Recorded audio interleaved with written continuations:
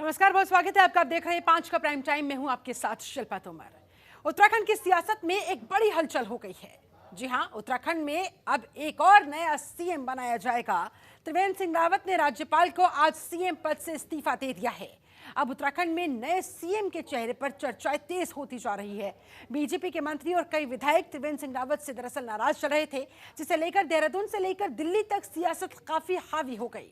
काफी मान मनोबल भी किया गया। उसके बाद त्रिवेंद्र सिंह रावत को आखिरकार अपना इस्तीफा सौंपना ही पड़ा।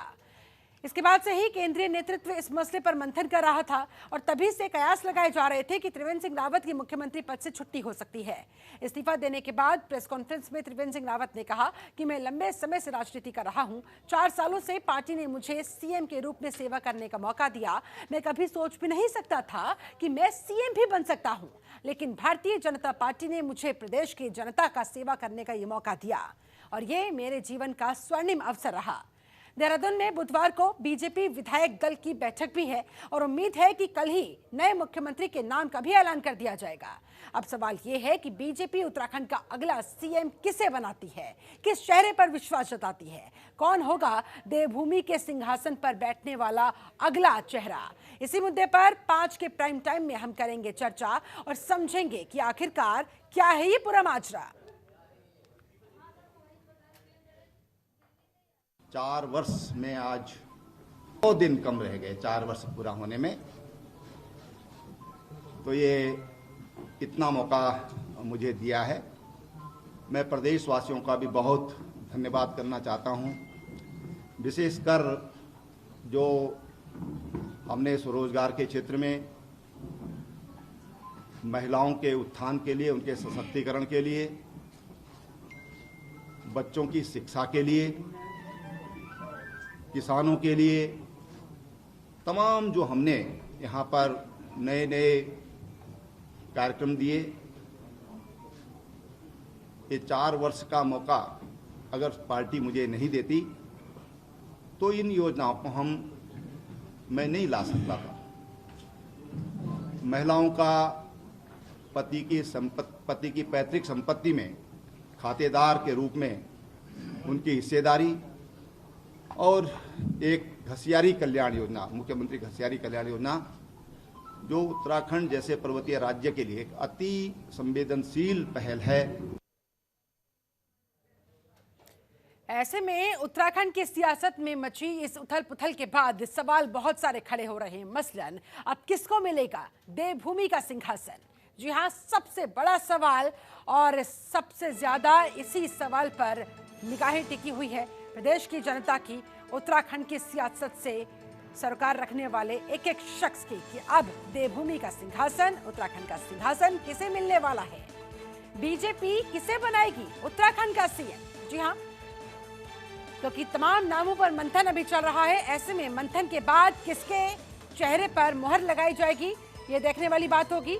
उत्तराखंड का सीएम कौन बनाया जाएगा? फिलहाल सभी को इसी बात का इंतजार। क्या 2022 के लिए अनफिट थे त्रिवेंद्र सिंह रावत और क्या घर की लड़ाई के शिकार हो गए त्रिवेंद्र सिंह रावत? आज इन्हीं तमाम सवालों के जवाब ढूंढने की हम कोशिश करेंगे। लगातार चर्चाएं तेज होती जा रही थी। हालांकि शुरुआती तौर पर भारतीय जनता पार्टी की तरफ से, तमाम बड़े नेताओं की तरफ से इस बात को नकारा जाता रहा, लेकिन 2-3 दिन के अंदर अंदर सारी चीजें बदल गई। एक एक करके तमाम तथ्य निकलकर जब सामने आए, जब सुखबातें तेज होने लगी, उसके बाद आज अंततः त्रिवेंद्र सिंह रावत को मुख्यमंत्री पद से इस्तीफा सौंपना ही पड़ा और अब ढूंढा जा रहा है उत्तराखंड का नया मुख्यमंत्री। उसको लेकर विधायक दल की कल बेहद महत्वपूर्ण बैठक भी होनी है। हमारे साथ 2 खास मेहमान इस समय जुड़े हुए हैं। हमारे साथ वरिष्ठ पत्रकार पीयूष पंत जुड़े हुए हैं, बहुत बहुत स्वागत है सर आपका। और हमारे साथ दिल्ली से हमारी संवाददाता ममता चतुर्वेदी भी जुड़ी हुई है। ममता, सबसे पहले आप ही के पास आते हुए, आज जब सीएम त्रिवेंद्र सिंह रावत, हालांकि वो सीएम नहीं रहे, पूर्व सीएम अब उन्हें कहा जाए तो ज्यादा सही रहेगा, त्रिवेंद्र सिंह रावत की तरफ से जब इस्तीफा सौंपा गया और उसके बाद फिर जब प्रेस कॉन्फ्रेंस की गई तो उनके चेहरे पर वो टीस साफ साफ नजर आ रही थी। 4 साल में 9 दिन पहले ही उन्हें मुख्यमंत्री पद से इस्तीफा देना पड़ा। क्या कहा जाए, आखिरकार जो परंपरा उत्तराखंड की सियासत में चलती आ रही थी, कहीं ना कहीं वो पूरी होती हुई। और अब बीजेपी के सामने कौन कौन सी बड़ी चुनौती, कल विधायक दल की बैठक के बारे में भी क्या अपडेट्स निकलकर सामने आ पा रही है, किस चेहरे पर मोहर लगने की संभावना?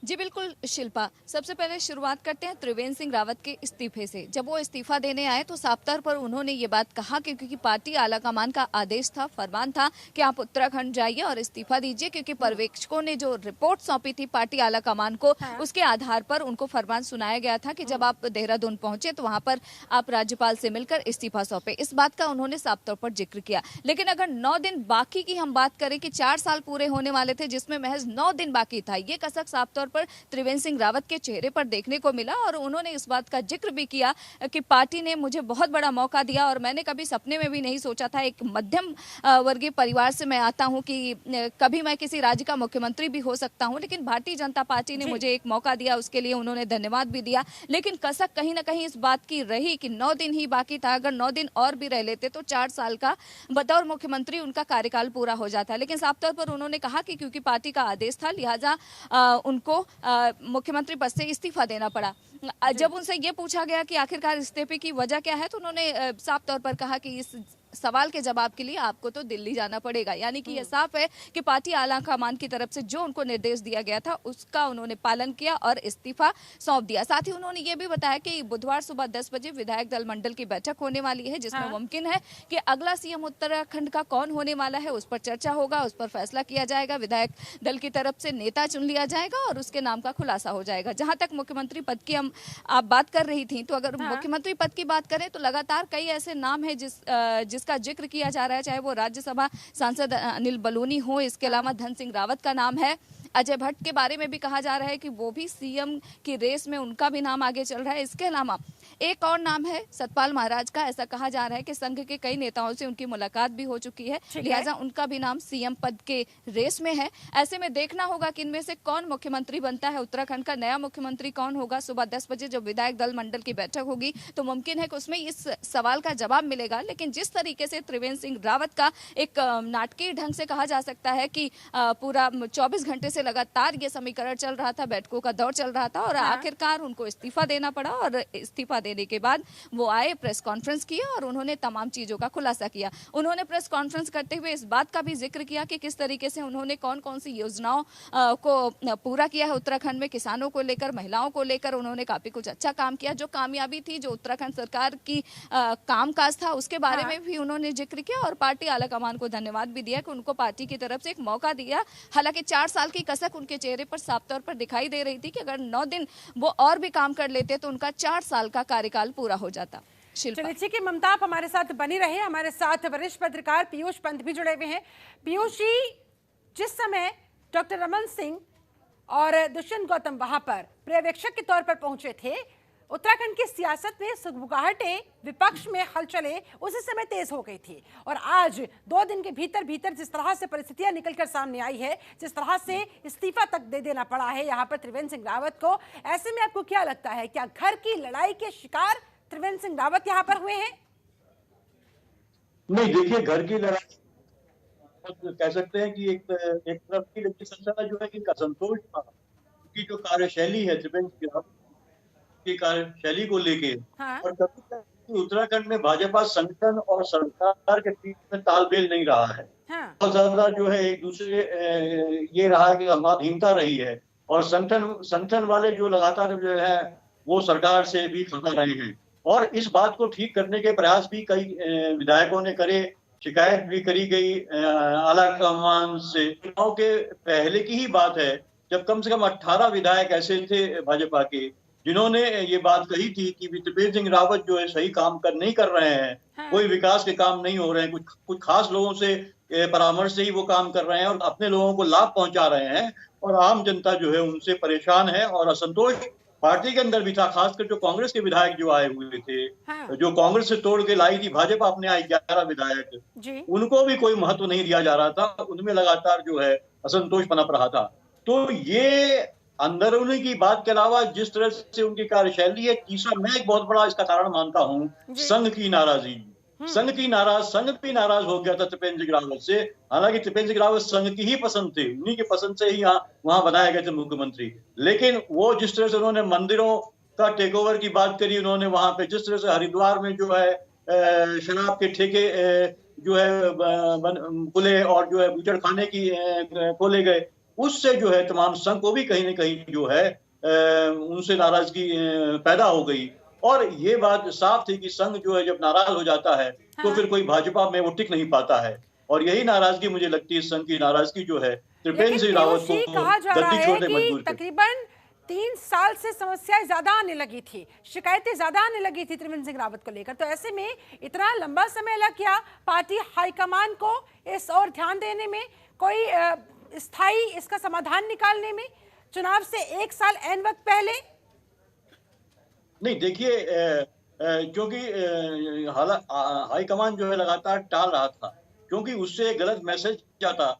ये बात सही थी, क्योंकि लेकिन मैंने आपसे पहले भी कहा कि त्रिपेंद्र सिंह रावत संघ के करीबी व्यक्ति हैं, तो निश्चित रूप से संघ का दबाव रहता है, तो जल्दी उनकी छुट्टी नहीं हो सकती थी। तमाम दबाव थे पार्टी के अंदर भी, जो है विधायक जो दल है उसके अंदर से असंतोष बहुत ज्यादा था। फिर भी जो है आला कमान यही सोच रहा था कि किसी तरह से जो है ये सरकार चले, क्योंकि वादा किया था मोदी जी ने उत्तराखंड में आके चुनाव से पहले कि डबल इंजन की सरकार आप हमें दीजिए, फिर देखिए कितना विकास होता है। तो वो डबल इंजन की सरकार पूरी तरह फेल हो चुकी थी। तो न केवल आम जनता, जिसकी महिलाओं के साथ लगातार जातियों की घटनाएं, बलात्कार और दूसरी हिंसा की तरह घटनाएं आ रही हैं, शिक्षकों के साथ जिस तरह से हो रहा है लगातार बढ़ता, आम जनता जो है विकास के नाम पे सड़कें अपने जो है वो उनका जो होम टाउन है वहां भी जो है वो जो है अपनी सड़कें नहीं बना पाए। अभी तक कुमाऊं और जो गढ़वाल को जोड़ने वाली जो है सड़क नहीं बन पाई है। तो कुछ भी काम नहीं हुआ है। जो भी सड़क निर्माण हुआ है वो गडकरी जी के हस्तक्षेप के बाद, उनके प्रयास की वजह से हुआ है। तो न तो विकास हो पाया, दूसरा जो है तमाम तीन कैबिनेट पद थे वो नहीं भरे गए। तो इसका कारण जरूर कोई ऐसी बात थी कि जो ये जो उनको जो है कि केंद्र जो केंद्रीय नेतृत्व है वो हटाने के पक्ष में नहीं था। कि एक तो संघ का उनके ऊपर बैकिंग थी, दूसरा कहीं न कहीं वो मैसेज नहीं देना चाहता था कि जो है कि इतनी देखिए इतनी सीटें लेके 56 सीटें लेके भी अगर सरकार कहीं न कुछ नहीं कर पाए और लगातार असंतोष पैदा हो तो उसकी असफलता होती है। और ये चूंकि भारतीय जनता पार्टी हमेशा जो है कोई ना कोई चुनाव लड़ती ही रहती है, कोई किसी न किसी राज्य में चुनाव होता है, तो इस तरह का संदेश नहीं देना चाहती थी कि जो उसकी सरकारें असफल हो रही हैं और लोगों को आक्रोश बढ़ रहा है। उनके अपने ही जो नेता, देखिए ये आरोप तो कांग्रेस पे लगता रहा लगातार, और अब कहीं ना कहीं भारतीय जनता पार्टी ये दिखाने की कोशिश करेगी कि देखिए हमारे यहाँ पर जो अगर काम नहीं करेगा, चाहे वो मुख्यमंत्री पद पर ही क्यों ना आसीन हो, उसे बख्शा नहीं जाएगा, उस पर भी गाज गिराई जाती है। और ऐसा ही हमने इस दफा करते हुए जनता तक संदेश पहुंचाने की कोशिश की। आज हम बात कर रहे हैं कि देवभूमि का सीएम अगला कौन होगा। जी हाँ, ये सवाल इसलिए क्योंकि आज त्रिवेंद्र सिंह रावत की तरफ से सीएम पद से इस्तीफा दे दिया गया है। अब सर्च चल रही है भारतीय जनता पार्टी के अंदर। कल इसी के मद्देनजर विधायक दल की एक बैठक भी होनी है, जिसमें अंतिम नाम पर, अंतिम चेहरे पर मुहर लगाई जाएगी कि देवभूमि का सिंहासन अब आगे किसे सौंपा जाए। हमारे साथ वरिष्ठ पत्रकार पीयूष पंत जुड़े हुए लगातार चर्चा करने के लिए। हमारे साथ संवाददाता हमारी ममता चतुर्वेदी भी मौजूद है। ममता, आपके पास आते हुए, क्या वाकई में 2022 के विधानसभा चुनाव के मद्देनजर जिस तरह से त्रिवेंद्र सिंह रावत के नेतृत्व में वहां के विधायक, वहां के मंत्रीगण चुनाव नहीं लड़ना चाहते थे, इसका कहीं ना कहीं दबाव और इसकी वजह से गाज गिरी सीएम त्रिवेंद्र सिंह रावत पर और आज उन्हें अपने पद से इस्तीफा दे देना पड़ा? जी बिल्कुल शिल्पा, देखिए यही बात है, लगातार विधायकों में नाराजगी साफ तौर पर देखी जा रही थी। विधायक ऐसा आरोप लगाते थे कि संवादहीनता है, जब भी वो बात करने जाते हैं तो उनकी पार्टी नेतृत्व से बातचीत नहीं हो पाती है, सीएम उनसे बात नहीं करते हैं, उनके मुद्दों को नहीं सुनते हैं। ये वो तमाम आरोप थे जिसको लेकर लगातार बगावत के सुर जो है उत्तराखंड से सामने आ रहे थे। और इसी के मद्देनजर भारतीय जनता पार्टी ने ये तय किया कि पर्यवेक्षक भेजे जाएंगे और वो अपनी रिपोर्ट सौंपेंगे और उसके बाद ही उत्तराखंड में सीएम कौन होगा उसके भविष्य पर फैसला होगा। बिल्कुल उसी तरीके से किया गया। पर्यवेक्षक नियुक्त किए गए डॉक्टर रमन सिंह और दुष्यंत गौतम उत्तराखंड गए, वहां पर तमाम विधायकों से उन्होंने मुलाकात की और मुलाकात में जो उन लोगों ने रिपोर्ट दिया वो यही था कि वहां के जो विधायक हैं वो बेहद नाराज हैं मुख्यमंत्री से और वो नहीं चाहते कि बतौर सीएम त्रिवेंद्र सिंह रावत उत्तराखंड में रहें। उस रिपोर्ट में ये भी कहा गया था कि आने वाले समय में विधानसभा चुनाव है, अगर त्रिवेंद्र सिंह रावत के ही नेतृत्व ममता, में अगर चुनाव में ऐसा ही जाते बड़ा हैं तो फैसला भारतीय लेना जनता था पार्टी तो को काफी ये नुकसान हो सकता कुछ है। समय पहले भी तो लिया जा सकता था। चुनाव से एन एक साल पहले लेना कहीं बीजेपी को ये भारी ना पड़ जाए क्या? ये फैक्ट बीजेपी के दिमाग में है, इस पर भी ध्यान दिया जा रहा है? देखिए शिल्पा, इससे पहले भी एक बार ऐसा माहौल बना था। त्रिवेंद्र सिंह रावत को हटाने की बात हुई थी, लेकिन उस दौर में बातचीत हुआ, मीटिंग हुई, सब कुछ ठीक हो गया था, वो काम कर रहे थे। लेकिन इस बार स्थितियां विपरीत हो गई थी और साफ तौर पर जो रिपोर्ट सौंपी गई उसमें इस बात का जिक्र हुआ कि आने वाले समय में चुनाव है, अगर अभी सीएम को नहीं बदला जाएगा तो 2022 का जो चुनाव होने वाला है उसमें भारतीय जनता पार्टी को मुश्किल हो जाएगा। क्योंकि अगर उत्तराखंड की बात करें तो गैरसैंण में लगातार राजधानी की मांग होती थी, वो उसको कमिश्नरी बना दिया गया, जिसको लेकर लगातार नाराजगी थी। और इसके अलावा जो विधायक हैं, मंत्री हैं, उनमें भी काफी नाराजगी सीएम को लेकर देखी गई थी। और जो रिपोर्ट था उसके मुताबिक अगर 2022 में त्रिवेंद्र सिंह रावत के ही नेतृत्व में भारतीय जनता पार्टी जाती है तो उसके लिए काफी मुश्किलें हो सकती हैं। और इसी वजह से जो रिपोर्ट में कहा गया था, भारतीय जनता पार्टी की पार्टी आलाकमान ने यह तय किया कि सीएम का चेहरा वहां पर बदला जाएगा। और इसी के मद्देनजर आज त्रिवेंद्र सिंह रावत ने इस्तीफा दे दिया है। कल सुबह जब 10 बजे विधायक दल की बैठक होगी तो उसमें मुमकिन है कि ये चुन लिया जाए कि अगला मुख्यमंत्री उत्तराखंड का कौन होगा। ठीक है पीयूष जी, आपको क्या लग रहा है अगला मुख्यमंत्री उत्तराखंड का किसे बनाया जा सकता है? किसकी प्रबल संभावनाएं आपके मद्देनजर, किसका ऐसा कामकाज वहां पर धरातल पर जो वाकई में सर्वसम्मति के साथ, सबके सहमति के साथ विचार विमर्श करते हुए जिसके नाम पर, जिसके चेहरे पर मुहर लगाई जा सकती है? नहीं, देखिए अभी तो ये कहना कुछ जल्दबाजी होगी क्योंकि अटकलें ही हम लगा सकते हैं। और कल जो विधायक दल की बैठक है उसमें ये तय हो जाएगा। हालांकि तय तो जो है आलाकमान ही करेगा। और अब चूंकि एक साल, देखिए इसके दो फैक्टर्स इसमें हैं। अगर एक साल बचा है कुल, अब इसके लिए एक साल के लिए कोई ऐसे किसी व्यक्ति को भेजना जिसका स्टेक पे हो पूरा का पूरा, क्योंकि अगर वो फेल कर जाता है और भारतीय जनता पार्टी को चुनाव में जिता नहीं पाता है तो फिर उसका दावेदारी आगे चल के भी जो है खत्म हो जाएगी भाजपा के। पॉइंट ऑफ व्यू से मैं आपसे जानना चाहूंगी कि बीजेपी के लिए फिर ये कितनी बड़ी चुनौती साबित होने वाली है? ये देखिए बहुत बड़ी चुनौती साबित होने वाली है। क्योंकि अब मुझे लगता है किसी कैबिनेट के ही किसी व्यक्ति को जो है भाजपा ये चाहेगी कि बना के मुख्यमंत्री भेजा जाए।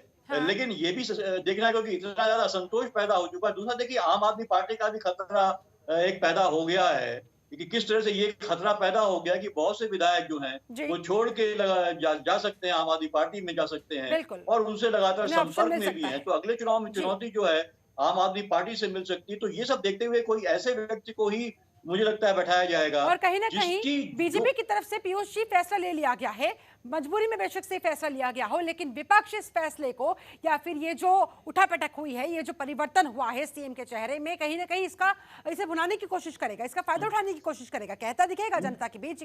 देखिए हम तो पहले से ही कह रहे थे ये सरकार निठल्ली है, ये सरकार निकम्मी थी, इस सरकार के सीएम काम नहीं कर रहे थे, और आज देखिए ये जग जाहिर हो गया, निश्चित रूप से देखिए ये मौका लग गया। बिल्कुल बिल्कुल एक बहुत बड़ा मौका लग गया, एक बहुत बड़ा मुद्दा मिल गया है। और जो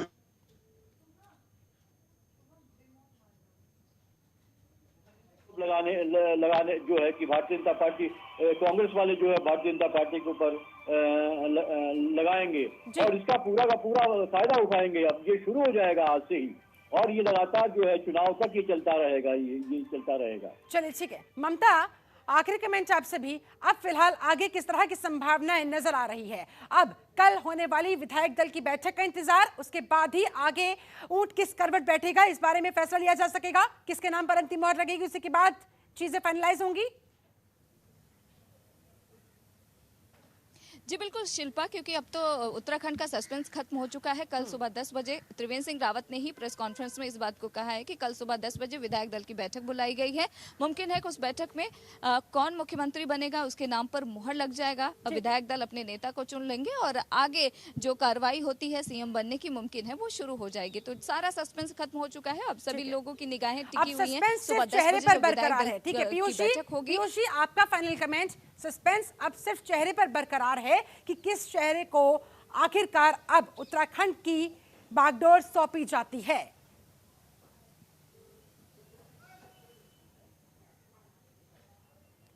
नहीं करेंगे वो खत्म हो गया है। अब यही चेहरा कौन होगा जो नया, अनिल बलूनी एक हो सकते हैं। अनिल बलूनी का काफी प्रभाव भी उत्तराखंड में, और वो भारतीय जनता पार्टी का भविष्य थोड़ा बेहतर बनाने में उनकी एक भूमिका हो सकती है। तो मुझे लगता है शायद ये चांस जो है अनिल बलूनी को दिया जाए, लेकिन अनिल बलूनी जो है इतनी जल्दी अपने हाथ में ये चांस खोना नहीं चाहेंगे कि 1 साल के मुख्यमंत्री बने, वो लंबी पारी खेलना चाहेंगे। तो इसलिए देखिए निश्चित रूप से ये एक बहुत बड़ा प्रश्न चिन्ह है ठीक है कि कौन ये चेहरा होगा। वो भी अब देखिए कल ये मुझे लगता है साफ हो जाएगी ये बात, जो विधायक दल की बैठक में जो वो नाम रखा जाएगा और वो हो जाएगा। लेकिन वहीं पे अभी देखिए अजय भट्ट भी हैं उसमें, वो भी हैं, उसके अलावा जो है कि क्या नाम सतपाल महाराज भी हैं। बिल्कुल हो सकता है कमान सतपाल महाराज को दे दी जाए। ये जो तमाम नाम इस समय चर्चाओं में है, कौन इस रेस को जीतता है देखने वाली बात होगी, करना होगा इंतजार। फॉलोइंग भी है। चलिए ठीक है, आप दोनों ही मेहमानों का बहुत बहुत शुक्रिया मेरे साथ इस खास चर्चा में जुड़ने के लिए। तो कुल मिलाकर फिलहाल कल होने वाली विधायक दल की बैठक का इंतजार करना होगा, क्योंकि उसी बैठक में इस बात पर फैसला लिया जाएगा कि कौन सा वो चेहरा होगा जिसे अब उत्तराखंड का देवभूमि का सिंहासन सौंपा जाएगा। क्योंकि जो भी वो चेहरा होगा, जो भी वो नाम होगा, उसके सामने सबसे बड़ी चुनौती रहेगी 2022 में होने वाले विधानसभा चुनाव को जीतने की। अगर वो नहीं जीतता है तो जाहिर सी बात है हार का ठीकरा उसके ऊपर फूटेगा, और अगर वो जीत जाता है तो उसके फिर वारे न्यारे होने से कोई नहीं रोक सकता है। खबरों के निष्पक्ष विश्लेषण के लिए सब्सक्राइब करें Janatantra TV and press the bell icon. Never miss any update.